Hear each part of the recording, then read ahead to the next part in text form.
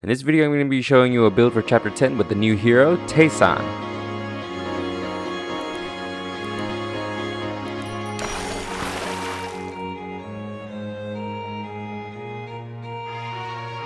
Hey, Nob here, and today I'm going to be showing you a Chapter 10 build with the newly released hero Taesan. He's actually really fun and really good for this chapter with the correct altar and relic setup.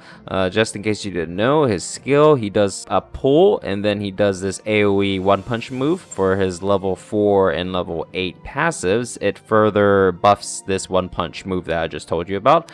And then for his awakening, when there's only one target within his skill range, he does just a massive damage to this one target and then stuns them. So it's pretty good for the backline units, especially the laser guides. And then for the rest of our heroes, we're going to be running Hero Lock. As always, I'm going to be leaving a link down in the description below for my Hero Lock video. And then for the form, we're actually going to be using Taesan, of course, with Lily and Lunaire. So for relics, we're going to be running some spicy choices this time around. For the first relic is going to be Penetrating Spear from Arena. I've actually been using Penetrating Spear on a lot of my melee carries for Chapter 10. It helps them out a lot with the laser guys, and they're not just running around dying. For example, Zhao Bai. Spoiler alert, I have a Zhao Bai Chapter 10 video coming out eventually, so look out for that.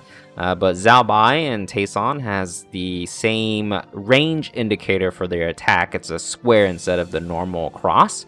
So yeah, it helps them out a lot, so use that. And for our second relic, yes, you saw it right. It is Dagger of Sacrifice from Arena. So if you didn't know what this thing does, you pretty much sacrifice HP for shield.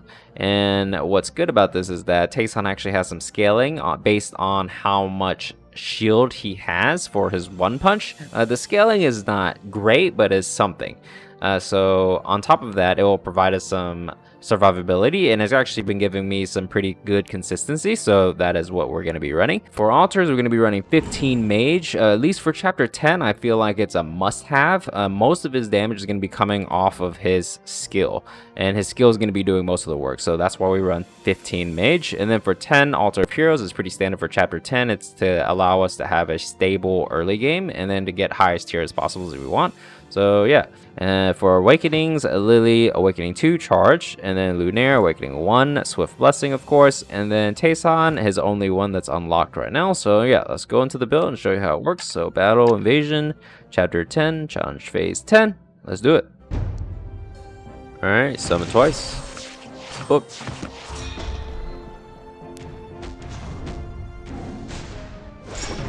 Alright, we got a Lily to frontline with a Lunaire, perfect.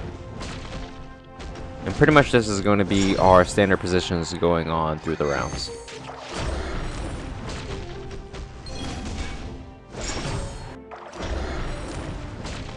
You see how Taesan is using his skill for the laser guys in the back? It's so good.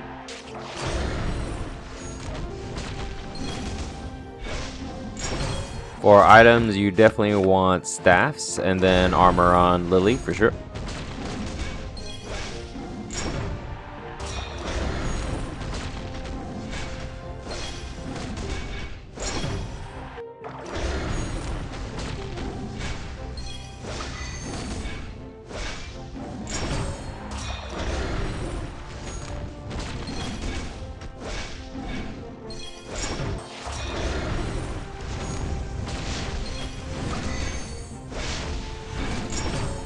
Bows aren't really that bad either for Taesan. Now for positioning, you always want to position Taesan right in front of the enemy unit that you want to kill. Like this.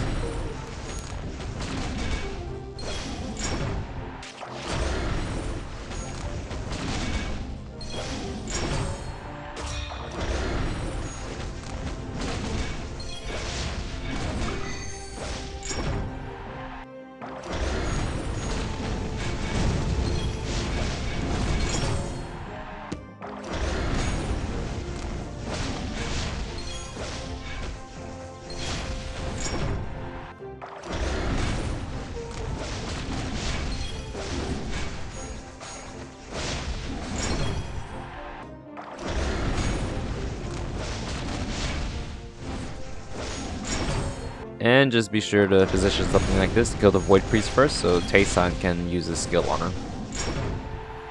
Alright, for the boss, sell Lily, and then put in another Lunaire, and then try to get as high tiers as possible. Then should be good.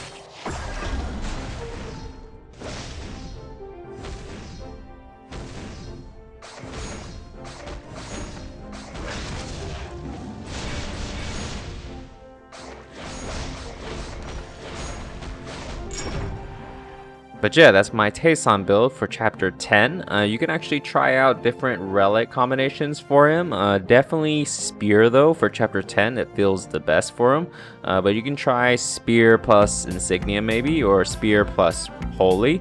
I suggest just try them out and see what works for you. But yeah, thumbs if you liked it, subs if you loved it, and I'll see you in the next one. Later!